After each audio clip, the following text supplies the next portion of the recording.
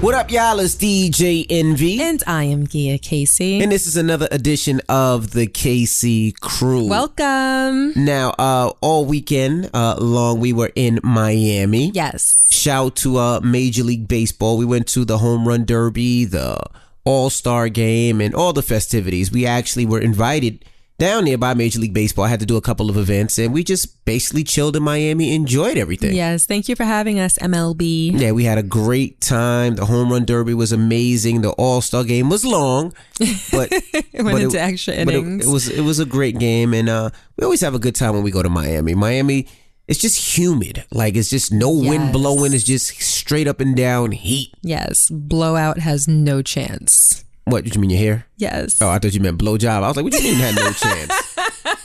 I had all the chances when I was in Miami. Awesome. Now, that's another thing that I love Miami. Right. Like, Miami is always good because we go out at night, we drink a little. Or drink a lot. And then we go back to the hotel room. We don't have to worry about driving or anything. We call Uber. And we just always have amazing sex when we're in Miami. I don't know what it is about Miami and amazing sex, but it always just seems like it's amazing. So you think that the city of Miami is conducive to good sex? Yeah, I guess so. I don't know what it is. Maybe so it's the lights, maybe the wind blowing. I don't know what it is, but it's just always amazing, great sex when we're in Miami. The water meets the sand, the ambiance. I mean, during one of our late night sessions, in the middle, I had to stop and be like, "What did my dick do to you?" Yeah. What did my dick do to you? I mean, geesh.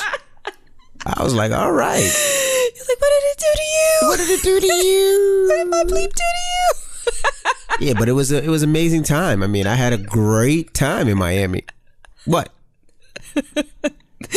You don't have to tell everybody everything. What? I'm proud of my baby's head, boy. He was moving. I was like, okay. What's wrong with you? Come on, man. What's wrong with you? What is wrong with you? But anyway, yeah, we have great sex in Miami. Miami's one of those towns we could just really get loose, scream, yell, have a good time. We don't care who's sitting next to us. I'm sorry if you had a room next to our room that was probably Gia yelling like that. We had a good time. Awesome. It's just wonderful. We had a good time. It was wonderful. I even talked about a story on the radio that I just thought was funny. This has nothing to do with sex. I don't know why I'm telling it now, but it was just pretty funny. Gia and I get on the elevator, and this older guy gets on the elevator with 3 women. And I ask him, being polite, I'm like, hey, what floor you going to? He tells me 22. I push 22. And then he slaps me on my ass and says, good job. I'm like, I didn't know how to take that at first. But he was drunk, so it was no harm. I was just like, he's just drunk, having a good time. He really slapped you on your ass. Like, there was no it wasn't a real misunderstanding. It was like, that's what guys do. Good job. That's all it was. I mean, you know what? He didn't cuff my balls. I don't or cuff my ass. understand that. What? I don't understand guys slapping other guys on the tush.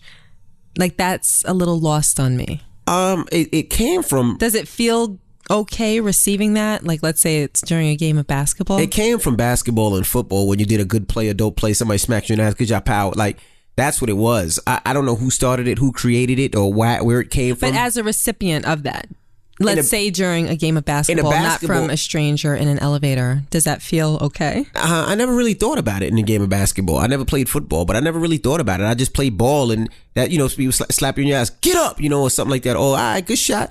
But I never thought about anything like that. But it would feel okay? I didn't think about it. I didn't really say, oh, this feeling is great. So it didn't make you feel uncomfortable? Not when I play basketball. Okay. But when I was in the elevator there, it just made me laugh. It was a stranger. It made me laugh. Because I'm like, this dude looked at me like, what? What? But that's the second time this year somebody slapped me on the ass. When was the first time? I was DJing a club in Boston, and I just killed it. And as I was walking out the club, somebody slapped me on my ass. I was like, yo, good job, son. And I didn't know how to take it because it came with a compliment. So it was like you disrespected me. I think that by slapping me on my ass, but then you say good job. Coming with a compliment. So I was confused. Sense, right? I didn't know what to say. I didn't know what to be. Like, they're not slapping your ass because they dislike you. Right. Right. And he wasn't flirting. I think he was just trying to say good job. But I was like, should I beef? Should I fight? But he said good job. So I was confused, so I let it go. Okay. But it's got to stop now. Now, the next person that slaps me on my ass is fighting me. That's that. I don't care who it is. You slap me on my ass, we fighting. Don't touch my body. Like I tell my kids, if you have a problem, don't touch my body. So don't touch my body. Don't touch my body. I can't slap you in the ass? You're a little different.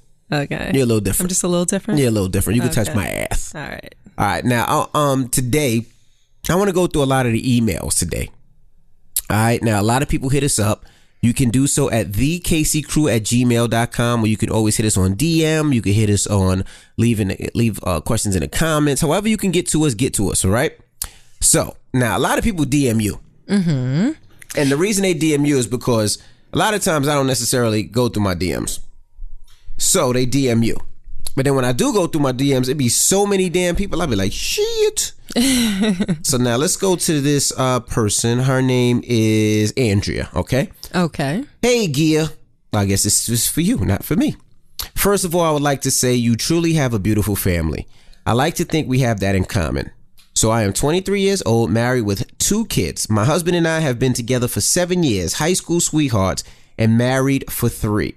With that being said, I have 2 questions. Number 1, how often should you, or what is an acceptable number of times to give your man head in a week? Mm-hmm. Number 2, how can I get him to be more romantic? I know I'm still wet behind the ears and would like some guidance. Okay. You should give your man head at least twice a day. Like twice a day. Once in the morning and then once at night before he goes to sleep. So that early morning head to get him up and going through the day, you want him to be strong and make all the money to bring it home. Give him that head in the morning, and then at night to put him to sleep. Those are the 2 times a day that you should give your man head. It's terrible advice. What? Okay. So why don't you take a shot at giving realistic advice? Because that's head 14 times a week, and I just don't think that's going to work for her. So as long as she's spitting using the neck muscle, she'll be all right. It'll work fine. No, seriously, what do you think, babes? Nah, but really, I would say about 4 or 5 times a week is a great amount of time to give your man some head. Now the question I have is why you're asking how many times a week. Now, Gia and I would say we have sex maybe 5, 6 times a week, depending on what's going on. If I'm out of town, if I'm here, but I try to stick my dick in her at least 5 times a week. It's just great. The only times I really don't is when I stink. Awesome. And the reason I say I stink because sometimes I'm just too lazy to take a shower and I don't feel sexy and I don't want to put my nasty smelling isms in you or on you. Hold on. What? Like, come on, man. What? We're being honest. What? Can I talk? Because sometimes I go to the gym. Come on. And I have sweaty balls and I don't want to necessarily dive in. Like I don't want to be, like the other day I'm like, dick diving in. I don't want to do the dick diving in because I stink. But going back to your question, I think you shouldn't be asking yourself, well, how many times? It should be natural. You guys should have a connection. And I know it's difficult if you have a couple of kids and you feel like maybe you're overwhelmed, maybe you worked hard, maybe the kids are here. No, but you should definitely find time a day to try to be sexy. I know it's difficult. I know work is hard. You should definitely be trying to have sex 4 or 5 times a week and to show your spouse that you love him, and he should be showing you the same. You shouldn't have to put it on a calendar or put it on a clock or, hey, well, today at 3 o'clock I gave him head. No, it shouldn't be like that. It should be a natural feeling. It should be an attractiveness. You should really want to give your man head. So to answer your question, you should want to give him head all the time. You should look at him and be like, damn, my man is sexy. I want to give him head. I shouldn't have said that, right? That seems like it's going to be a clip and somebody's going to be playing that clip over and over again, right? But that's what I feel. What do you think? Well, the one thing that stood out to me while reading that email, and it was a short email, was the part where she asked that question. How many times a week do you think is acceptable to give your man oral sex in a week? You shouldn't be checking off a list every time that you do it. And the way that it came across to me is as though she looks at it like a job. Mm-hmm. And being intimate with your partner shouldn't feel like a job. If it feels like a job, then there is a very big problem. Right. Because it means that your natural yearning, your natural desire, your natural chemistry isn't leading you to that place. It's being led by the idea that, well, my man really wants it. I'm not in the mood. I only gave it once this week. So now, it's Wednesday. I think it's about that time. I'm just going to go ahead and do it. Right. That's not a good motivation.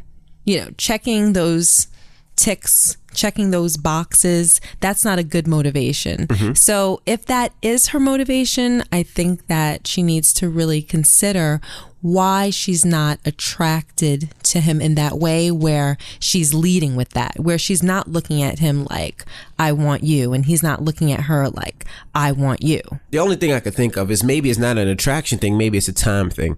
If they have, what they said, 3 kids, she might be running around crazy. They might need to really dedicate some time for themselves. It could be she has 3 kids. Just think about it. Let's say you have 3 kids, no help. You're running around 2 kids. You have a baby. He's working hard all through the day. And then when you see each other at the end of the night, maybe you're both tired. So maybe putting the kids to sleep a little early so you guys have that special time with each other. And maybe she won't feel like she has to check it off a list. But you know what I'm also wondering? What's that? Now stop and think about the email again and think about the context. She says, how many times a week should I give him oral sex? It almost, and I could be wrong, but it almost is coming across to me as though she's servicing him and she's not getting anything in return. See, why would you think that? Maybe he's servicing her and she's feeling bad, like, damn, he's hooking me up. How many times should I be hooking him up? Well, I don't think that really plays out well, hypothetically, because if he's servicing her, if he's giving her oral sex, I mean, I've never really, unless it's like, okay, like there are times where you'll look at me and you'll be like, I just want to do something for you. I just want to give you a little gift. Right. I might have just gotten out the shower and might just be on my way somewhere. Okay. And you might, hit me off real quick. And I have to be somewhere. I gotta go. Come on. Okay. That's not the point, right? It's never real quick. That's not the point. So I might have to be somewhere and you're just like, here, baby, here's this little gift. Take this tongue. And it's never, you're fucking up. It's never a little. It's never quick. It is a gift, though. Go ahead, continue. So, but it's very rare that things like that happen. Hypothetically, I'm not really imagining a realistic situation where 2 human beings are laying in the bed and one services the other, particularly the man servicing the woman, and she just lays there and says, good job, turns over and goes to sleep. Typically, after a man performs oral sex, if the woman reaches her climax, then they're probably going to proceed to intercourse, or she's going to reciprocate by giving him oral sex or some other type of stimulation as well. So you think, right? So just the context, and again, I could be wrong, but I'm kind of getting the feeling that maybe she's referring to it exclusively or maybe all the time, her servicing him without it being reciprocated. I don't know. It could be, and I understand what you're saying. And if that's the case, whoa. Well, I mean, we don't know. Maybe he is. Listen, babes, gifts are nice, right? There are times where you just might want to be loving to your partner and not want anything in return. I mean, you may want it, right? But to say, you know what, you're tired, just take this, turn over, I'm going to rub your back, go to sleep. Here, this is for you. But that's not something that happens too much. I mean, to what you're saying, I understand, and maybe that is the case. But going back to her question about as far as how many times, I think there's a problem, and it's a deeper layer of a problem, like you said earlier. I mean, you guys should be romantically. You shouldn't be writing it on a calendar, and you guys should be in a position and in a place where it's not a matter of how many times. It's when the feeling is right, we do it, whether it's 4 times a week, it's 8 times a week, whether it's twice a day. That's what I think the problem is. It shouldn't be, well, let me mark this off my calendar. I got to get this dude head today. It shouldn't be that way, because even if that was the case, it probably would feel like a robot. Like over the weekend when I said, because the passion isn't there. Right. Over the weekend when I said, what did my dick do to you? I meant it. It wasn't like you didn't feel like a robot on my dick. You know, it felt like passion. It was, you were making love to the penis, you know, like it felt amazing. Right. And if my penis could have said it loved you, it would have. Well, it actually did. It said it loved you. It just shows a different way. Anyway. You know, you're a nasty, like there's something really wrong with you. I'm sorry. But to answer your question, Andrea, you really should look into not feeling that way. You know, maybe giving yourself a little extra time where you guys can really have some, you know, some us time or some me time where you guys are together and can really be romantic and really be physical, because what you're trying to do and mark it off a calendar is never going to work. You know, it's going to get stale fast. He's not going to enjoy it. He's not going to be into it. He's going to try to bust a nut dumb fast just to go to sleep. And that's not the way you want a relationship. But you know something, you're right. When you're really in love with somebody and the chemistry is right, when you're performing any kind of sexual act, it comes across. The way you move, the way that you take it all in, and everything that you give off, it shows. Right. If you resent being there or you're not into it, you don't feel like doing it, that shows too. You're not there thinking, how can I be creative? How can I please him? How can I do something different? You're not engrossed in the whole experience of it. So I'm assuming that with where you're coming from, it may not be the best, and everything is connected. So he's getting that energy. He's probably giving that energy back off to you. Right. Well, I mean, so at the end of the day. Oh, hold on a minute. What's that? Because you just said something about, you know, if it's not romantic. Mm-hmm.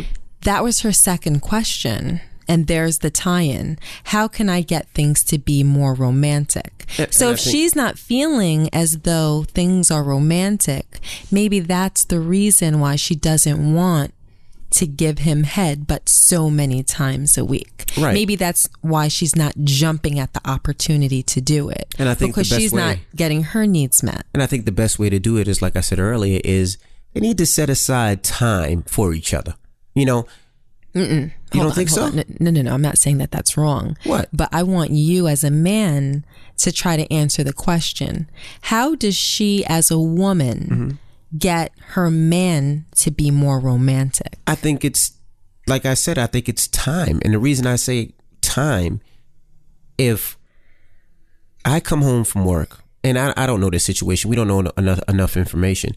I come home from work and the first thing you do is throw the kids at me. I'm tired, you know? When I come home, make it an experience, you know? What? I'm serious. Why you sound so crazy? No, I'm serious. Hold on. I'm serious. Make when I come home an experience. I'm serious. So you want every day that he walks through the door for him to have an experience. Let me explain. You know, I busted my ass all day. Now you have to have the low, mellow voice. I have to get in character. Okay. I've been busting my ass all day, working hard at the plantation, and I just get home. The plantation? Yeah. I think you mean the plant. Oh, the plant, whatever. You're referring to like this hypothetical factory worker, right? Yeah. All right, working at the plant. Wait, just hold on. Gotta regroup. I'm tired. wait. Stop. I'm tired. I just get home. I open up the door. I see you. You got your fuzzy sweatpants on. Hold on a minute. Is that a stab at my fuzzy sweatpants? I'm not even talking about you. I think you're setting it as subliminal. No, I'm not. Stop. Let me finish. You got your fuzzy sweatpants on. You told me you think my fuzzy sweatpants are sexy. I'm not talking about you. You are talking about me, and we're going to talk about it after. You got your hair wrapped up. Okay, so now you're definitely talking about me. What? Sidebar, you don't think that I'm sexy when my hair is in a doobie? Are you going to let me finish? And I have a silk scarf on? Are you going to let me finish? No, wait, hold on, because that was just a jab, and only you and I know it. That's not a Hold on, you just jabbed at me? What are you talking about? Word. Can I finish? Hold on. Can I finish? So you don't like when you come home, and on occasion, after I just got my hair done, my hair is wrapped, and I have a scarf tied on? Ah, boy. Really, you don't like that? Can I finish what I'm saying? Okay, so I have to be in like little short pajamas and little spaghetti strap like V-neck pajamas for you all the time, lotioned, hair down, makeup. Like I have to do that oh, that's what you mean by an experience. That's what you're talking about? Can I finish what I'm saying? Yes. I'm just saying. Yes. All right, I got something for you. Go ahead. All right. So, like I got said, something for you. I come home, you're in Word. your fuzzy pajamas. Aight. You got your hair wrapped, and you got you got my t-shirt on. Right? Oh, okay. All right. Not a problem. What? It's not a problem. So when I come home, It is not a problem. the first thing I'm thinking of is, what up, dog?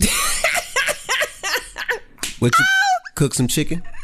Oh yeah, you got some chicken. All right, well, just bring the chicken upstairs. I'm gonna take a nap. Yes, of course it's not gonna be romantic, because all I see is my homie. Your hair is the same length as my homie. You got the same pants, the same size as my homie, and you're wearing my t-shirt. You're my homie. Thank you for the chicken. I'm going to sleep. Now, reverse that.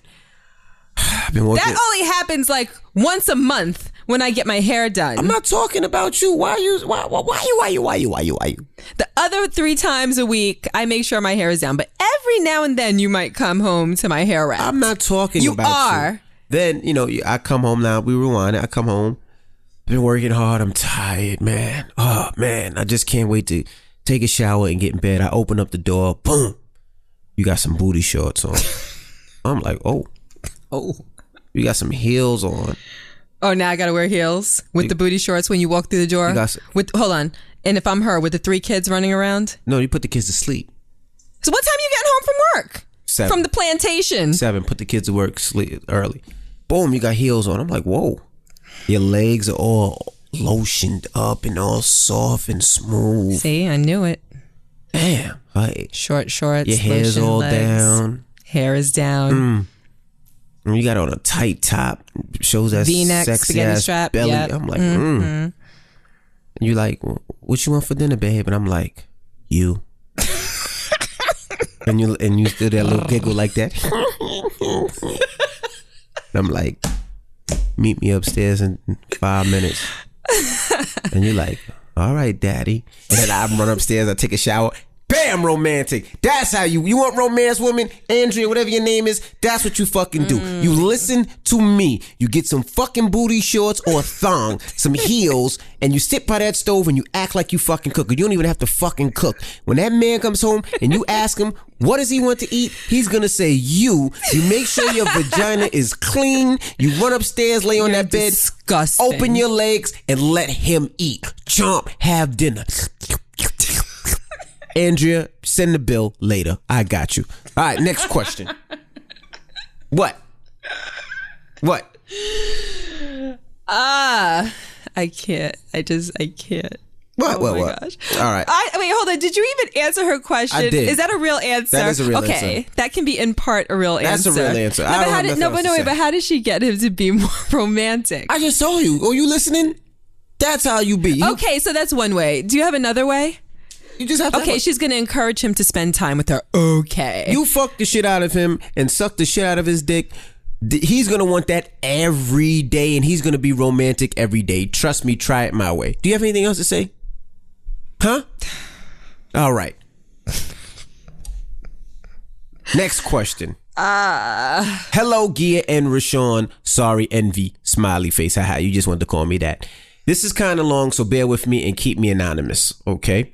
I've been with my girlfriend for 2 years after chasing her for practically 4 years.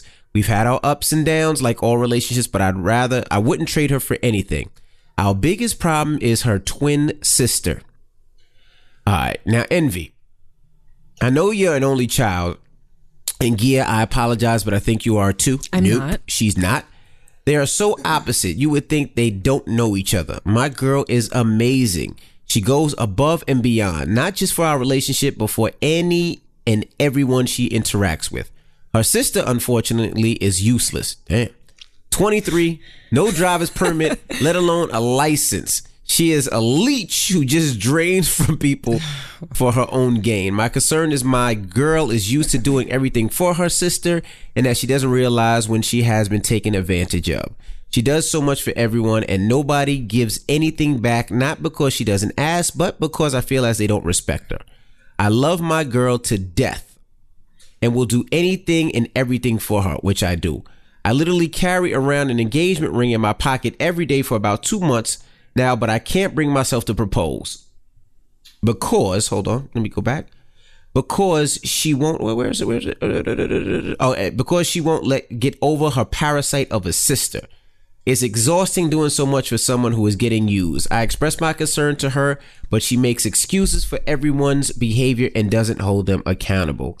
So it's bad that my girl doesn't really know what she wants to be in life because she doesn't know how to be selfish. She spent her life caring for her twin and younger sister and guiding them, and in the process, she lost herself. Do I stay and wait for her to grow out of this phase, or let her know that I can't be with someone who ultimately doesn't love themselves? What do I do? What do you think? I mean, first... And let me just tell you that this person hit me a bunch of times. Are you going to get to my email? Are you going to get to my email? He hit me in the comments. He hit me on DM. He sent the email, everything. So I wanted to make sure that we got to his today. Okay. So shout out to you. All right. First of all, I don't like to call people not so smart, but he's not so smart, right? Why? I'm going to tell you why. Whoa. He says, well... That's left. Don't say my name. But how many people out there have a twin sister with the other 23 doesn't have a permit? Like, how many? She's listening to this like, I know this is Charles's dick. I know this is Charles. All right, but now what I would tell you is the first mistake and the first thing that you're doing wrong is disrespecting her sister by calling her all these different names. Because if you call all these different names to me and to Gia, that means you're probably calling her all these names to her sister, your girlfriend. All right. Really? I think so. I think you gotta. I agree with you. I think you gotta respect her sister a little bit, even though you feel like the sister's taking over on her. If you disrespect her sister or talk nasty or down to her, I think your fiance or your girlfriend, because she's not your fiance yet, I think will start not liking you. I mean, that is her sister. She's been on this earth, 23 years, 24 years? I don't even know how old she is. And it's her twin. It's her twin. Right. So they know everything about each other. And she's been pretty much taking care of her twin all her life. So what I would do is I would just start to point out a lot of the things that she's doing. I wouldn't down her, though. Because if you down her, you're going to make her feel away. And she's not going to want to tell you anything about her sister. So I would just start looking things like, if the twin did something that I didn't think was right, I would, tell my girl, like, babe, you see what she's doing? That's not right, babe. Maybe you should tell her not to do that and just give her advice, but not do it in a way where you're condemning her or making her feel away. You always have to show support, because if you get nasty, she'll start boxing you out and then you won't have your girl anymore. Obviously, you love her. Obviously, you care for her. Obviously, you'll do anything for her. But you don't want to make her feel like you have her picking her sister over you. Well, I think that's nail on the head. You kind of like switched it a little bit. What? And I like what you said when you switched it.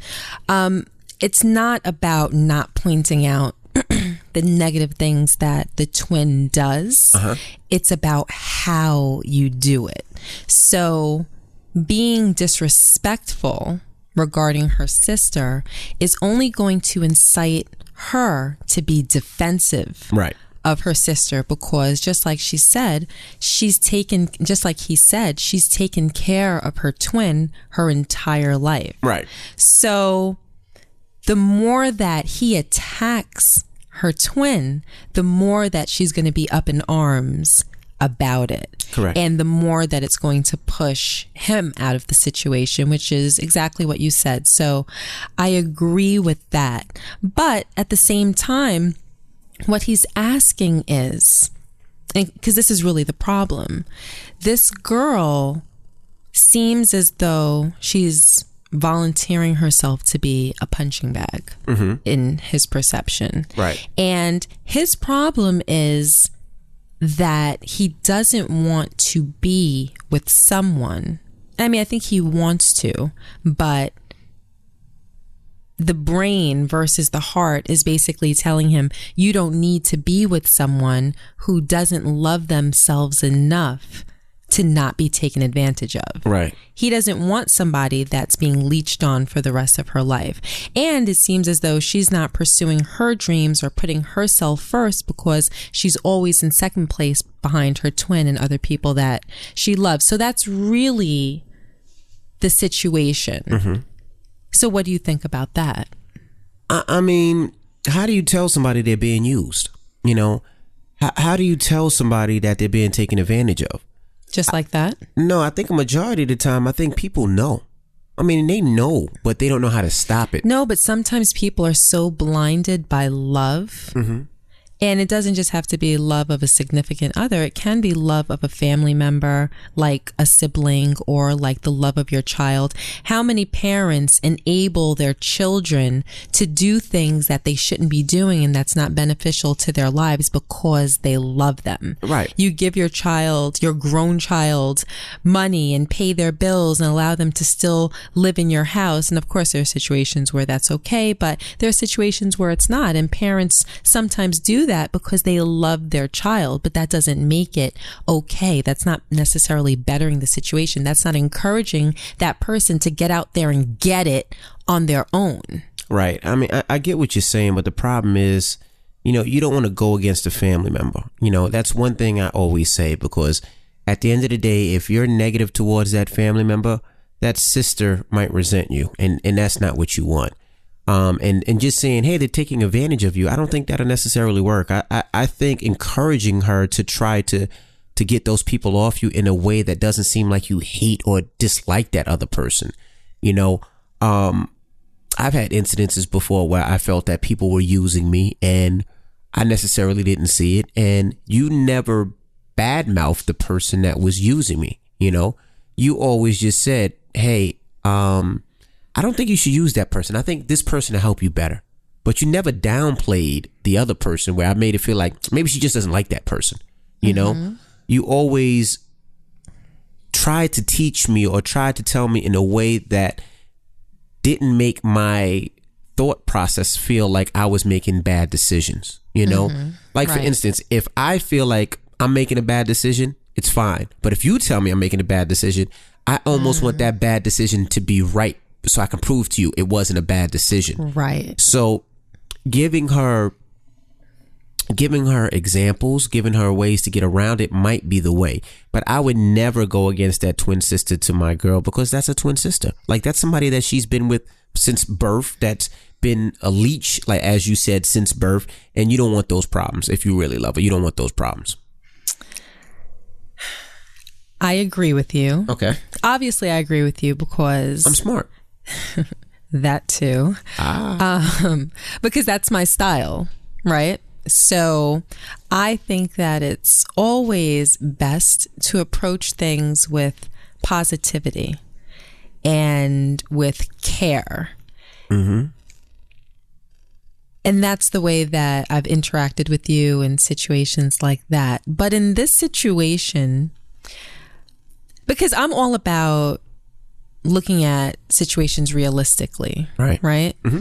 And I'm thinking, as you're giving your perspective, which I 100% agree with, is this person going to take on your perspective and apply it to his life? And I'm thinking probably not, because his detest for the sister is so strong and maybe, well, definitely very difficult to overcome. Right. So is he really going to handle it with kid gloves like that? Well, that's what he has to do. If he wants to make sure he keeps his girl, he should handle it with kid gloves. I think that realistically, it would need to be kicked up a notch from that. I think that he might need to sit down and, in a rational way, tell his girlfriend how he feels about his sister, about her sister. I think that they need to have a heart-to-heart, and it needs to be very respectful, but honest and direct at the same time. This is what I think is going on in your life. Your sister takes advantage of you, and it hurts me to see you be so vulnerable and so willing to give of yourself to your own disadvantage. But you never liked my sister. Somebody. You never liked my sister. This is what we're doing. This is what we're doing. You never liked my sister. I wasn't going down this path. You never liked my sister. You always talk bad about her. Well, you never liked her. There's a reason. That is my sister. Why I didn't my like own your blood. sister. Do you know we've been together since birth? Do you know she's always had my back? I'm well Before aware you that were you've here, been together. she was here. And if you're not with me later on, she will be here. But you always hit on my sister. But here's the thing. I want to always be here with you. It doesn't seem like it. Well, she's going to be here make too. A future Do you have with a problem with and she's that's here where too? my mind is. I want this to grow and to blossom, but I want each of us to be at our best in order for that You to saying happen. I'm not at my best right now? No, sweetie, you can't be at your best when someone is taking so much away from you. What is she taking How away? could you possibly be at your She best? supports me more than anything else. When she comes in here, I support you. And she does and too. it's not a competition. When we argue, and know you who can I call? have both of I us. call her. And you can have both of us. And I will. But I just want it to be in the right way. It is the right way. It's not the right way. It is the right way. I don't want to talk about this no more. I love you. No, we have to talk about it. No. We have to talk about it. How does this affect you?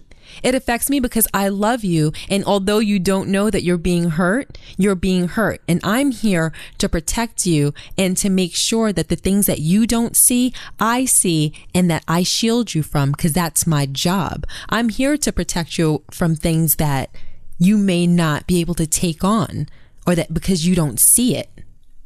I don't know. I got to call my sister and ask her. Okay. So hopefully she's not ignorant. I mean, hopefully it works. I mean, what you said. Hopefully she's not ignorant. I think, and the way you put it made it was very clear and very comfortable. And hopefully that advice that worked. I think that it's all, my point is, I think that it's all in the way that he talks to her. Correct. And he just has to let her know that he does want a future with her, but he wants her to be at her best, at her strongest, in her best frame of mind, and not being depleted at every corner. So if he expresses to her that he has her best interest in mind, so that they can grow as a couple, and that maybe together they'll have more to give, and maybe he can even hit it from that perspective as well. Maybe if he says, you know what, if we grow as a couple, then maybe the both of us together can give of ourselves and help people in your family, but in a way that we both agree on, in a way that's healthy for us and that's healthy for them. Right. Okay. I agree with what you're saying. And I think the approach that you took when I was trying to be the mean girl, I think that approach was great. You know, you show support, but you be strong on your stance. And I think that is the best. And I don't, obviously we don't know if she's an ignorant person, I know, we was just joking. I know, but even if she is defensive, as a recipient of that defensive nature, you should never feed into it. And this, I think, just goes for all situations. Right. You should never feed into it like, oh, that person's being ignorant, so I'm going to be ignorant too. Always be above the ignorance. Always be above the pettiness. You know, if you're being met with that, then you take whatever it is that they're saying and you turn it into a positive. Always turn it into a positive. And I think that would be beneficial for the end result. Right. Okay. I agree with you. I absolutely positively agree with you. But now, because his last question was, do you think, now let's say she doesn't come around, do you think that this is something that should ixnay the whole idea of a proposal or a future for them together? Because I think, that maybe her loving and caring nature can give him an indication as to how she would be as a parent and as a mother. And maybe if he's successful in honing her desire to be helpful, kind of narrowing it and directing it and making sure that it's done the right way and for the right people under the right circumstances, then it can be a positive thing. I honestly feel like, because being loving and caring and kind is never a negative thing. No, you're right. Sometimes it just needs to be honed and directed. Yeah, I don't think this should be something where, because if she doesn't listen to you, all of a sudden you don't want to marry her. Right. I think that if you love her, and like you said, this could be something that maybe she's just a generous person and she's not selfish, which is a great quality. Right. Maybe she just needs a little help in that department, and hopefully you can help her. No, you don't give up on her. It's kind of like, you know what I'm thinking? It's kind of like a beautiful flower growing out of the ground, right? And this is like your little flower. It's in your garden, and it's like you cut it and you trim it and you kind of shape it because it's beautiful in its nature, but you just have to make sure that it's in its right form so that it can be at its ultimate beauty. And I think that's what he needs to do with his girlfriend. Okay. And maybe hold off the proposal until you've gotten to that place. You don't want to propose when you're still in the midst of all of this negativity and all of these problems. You propose when you're in a good place. After you've gotten past all of that, that's when you whip out that ring. Okay. And then you can mean it wholeheartedly. Okay. Now, do you mind if I do one more email? Of course not. All right. Now, I don't have the email in front of me, but I read it. It was actually in my DMs, and I don't feel like going through my DMs. The guy's name was Frank. Mm-hmm. Frank was married for 4 years. Okay. He got a divorce. They had one child. Mm-hmm. Now, Frank's dilemma is his ex-wife is dating somebody that he knows. Mm-hmm. And he says the guy is not a good person. He's not a good dude. He uses drugs. And he's not sure that his ex-wife knows everything about the guy. Mm-hmm. He said he doesn't know if he should tell his ex-wife or if he should mind his business. He said the main problem is also that their 1-year-old daughter stays in the house, and he's kind of nervous about this guy. But he feels like if he tells his wife might use it against him and might try to box him out from seeing his daughter. If his wife tells the guy might try to hate on him. So he's asking what he should do. Okay. So now this is my situation. I thought about it, right? And I was like, damn, if Gia and I got a divorce and Gia was dating somebody that I didn't like, could I tell her 100% how I felt? And I thought about it and I was like, I should be able to. Hopefully we would have a great relationship where we can still speak and talk and be honest. But Gia is also the type of person, if she's dating somebody new or seeing somebody new and the person is meeting our kids, that means it's very serious. And if it's very serious, Gia has with her relationship, she's going to be 100 with the guy, 100%. So if I tell Gia something, Gia's going to go back and tell her new man. Not necessarily. Well, explain to me. Wait, why wouldn't you? Well, it all depends on the situation and the amount of discretion that I would need to exemplify. So if there's a situation that's called for me to share the information that I learned from you, then maybe I will. But being 100 with somebody doesn't mean that you share every thought or every piece of information that you come across. You don't share every piece of information with me? For instance, if I have a girlfriend, correct, and my girlfriend says to me, Gia, this is what I'm going through. I want to tell you a little bit about my situation, but I need to make sure that it's kept confidential. I don't want you to share it with anyone. Then no. You wouldn't tell me? No. So you don't tell me everything? If I have a friend that asks me to keep something answer the question. Confidential. So you don't tell me everything? In a situation like that, no. I wouldn't betray that confidence, not even for you, because she's telling me that secret or that piece of information, that piece of her life, with the understanding that it's not going to be shared with anybody. And for me to lay down and have pillow talk with you and reveal that, of course I know that you're not going to turn around and tell anybody. That's why I'm not worried about you, sitting around with your boys and saying, that. Oh yeah, well, so-and-so told Gia. I know that's not, you should be able to tell me anything. I should be able to. And of course I can, but I would not, because that would be betraying the confidence of someone else. Our of course it is. If there's something going on, you should tell me first. Like, you're saying that because you're nosy. No, it's not and that you would at all. Want to know. If any of my friends, so you would want me to betray the trust of a friend. Fuck the betrayal of your friend. Fuck, I give a fuck about her. If any of my friends do you hear yourself? If any of my friends tell me anything, they have to know that it's coming back to me. I tell you immediately. But hold on a second. Do you think that they know that you're coming back and telling me? I don't care if they know. I'm not asking if they care about what they know.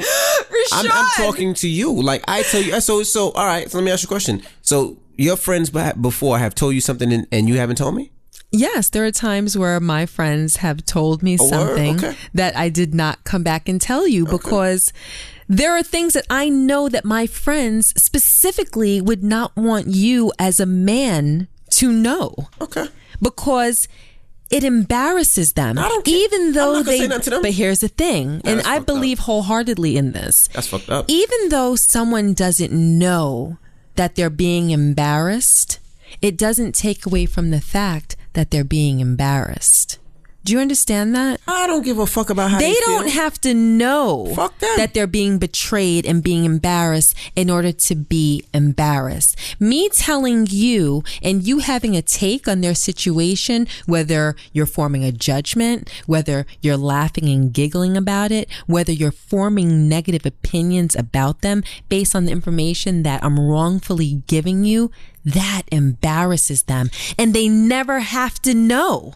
They never have to know. But at the same time, they're being embarrassed regardless of whether they know or not. And that's why I would never betray the trust of a friend and turn around. And now, don't get me wrong. This doesn't happen too often. No, I'm really and there upset. have been times where someone has told me something and I've said to them, do you mind if I tell Rashawn? Or do you mind if I get Rashawn's take? Do you mind if I share this with Rashawn? And there's times where a friend has said, oh yeah, no, go ahead. I'd like to know what he thinks. And there's times where they've been like, no, don't tell Rashawn. That's and if they say, really no, don't up. tell Rashawn, then I'm not telling you. That's real. You know what, Frank? Baby, I adore you. Hold on. Frank, hold on, you don't respect that? Hold on, Frank. I'm sorry. We're going to have to answer your question later, all right? 'Cause this is personal now. Whoa. This is where this is going to go. Wait, are you serious? Yes, I'm really pissed You look like you off. about to square up with me or something. No, I'm really pissed off. Like, I didn't know that we had secrets in our relationship. Baby, that's not a secret. That is a fucking secret. Rashawn, that's not a secret. No matter if my friend told me he sniffed coke for the first time and fucking took ecstasy and had sex with a prostitute and stuck a dildo in his ass and he was embarrassed, I would come back that night and be like, babe, guess what so and so did? And not think nothing about it.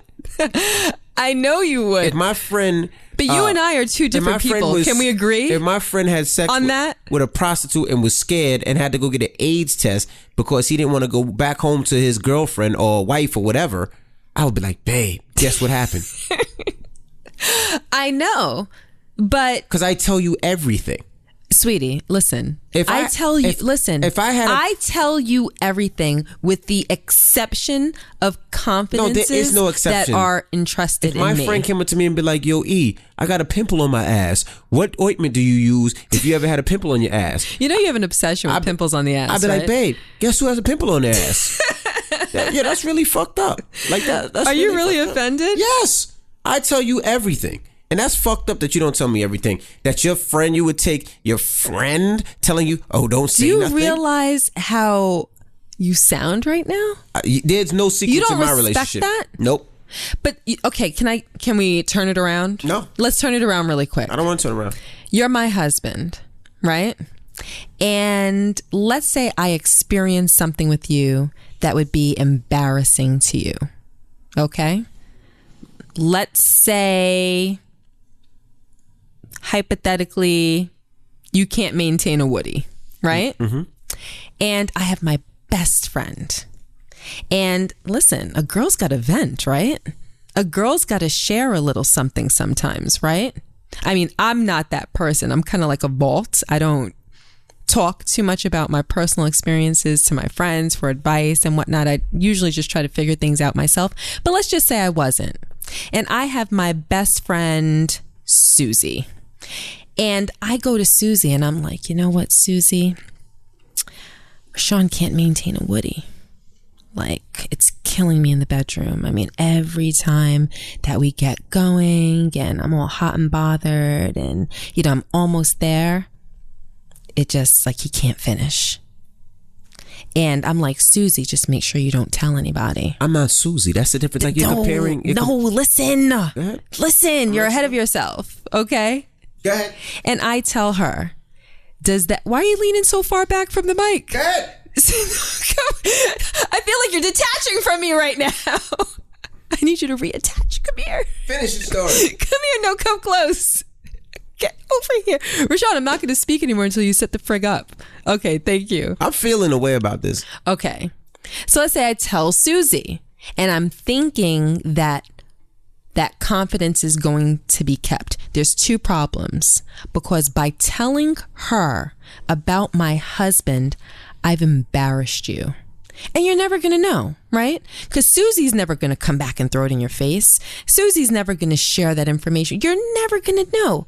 But you are being embarrassed because I told Susie. And now to compile it and to make it even worse, let's say Susie goes and lays down with her boyfriend or her husband and she's like, guess what I heard today? Right. That's how Gia called me. That happens. Told me that happens Rashawn all the can't time. maintain a that Woody. happens all the time. And it's effed up. And you know why? It's because people don't have the ability to be vaults. People don't keep things to themselves. I'm not and Susie, things though. spread. But that's the difference. You can't compare your girlfriend No, it's all to about your the first husband. place. No, it's all about the first place. It's all about integrity. It's all about absolutely positively no, you're wrong. No, you cannot compare your friend. I'm not embarrassing to my your friends. husband. Fuck your friend. Your friend is not there. Your friend's not there when you're dying. Your friend's not there when you're sick. Your friend's not there when you're at your lowest point. No, they might be. That. All right, so we keep secrets. And don't get me wrong. I'm not. No, it's not that we keep secrets. Yes, Rashawn, look at me. Yes, we do. Look at me. Nope. Look at me. Nope. You're not even looking at me. Nope. Wow.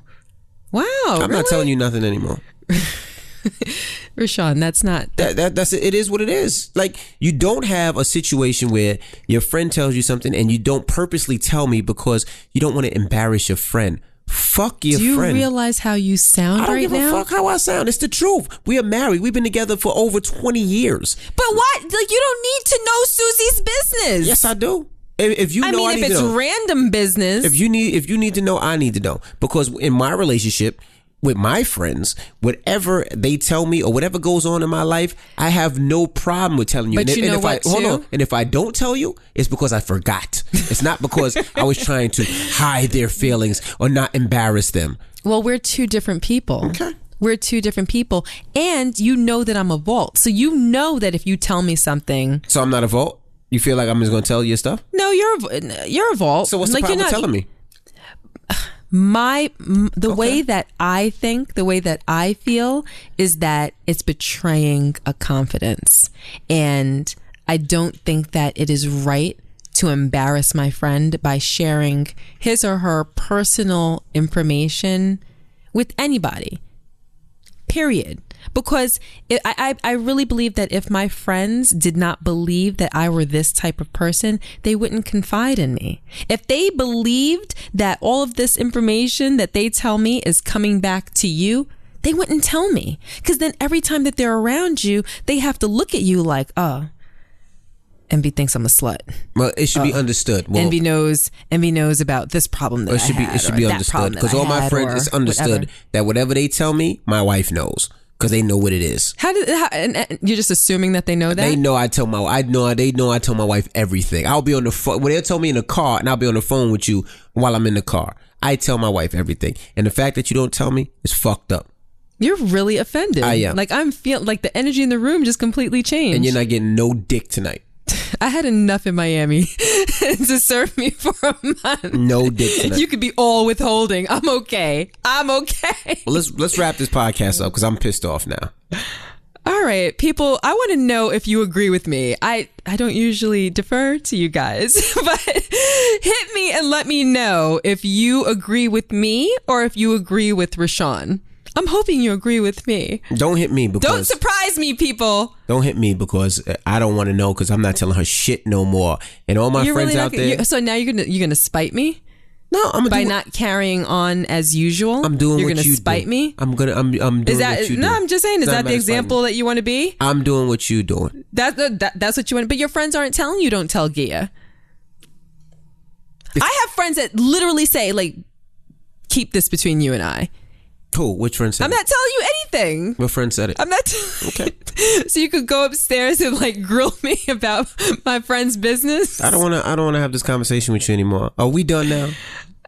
We're done. People, right. Let me know what you think. All right, you're not getting no dick this whole week. All right. All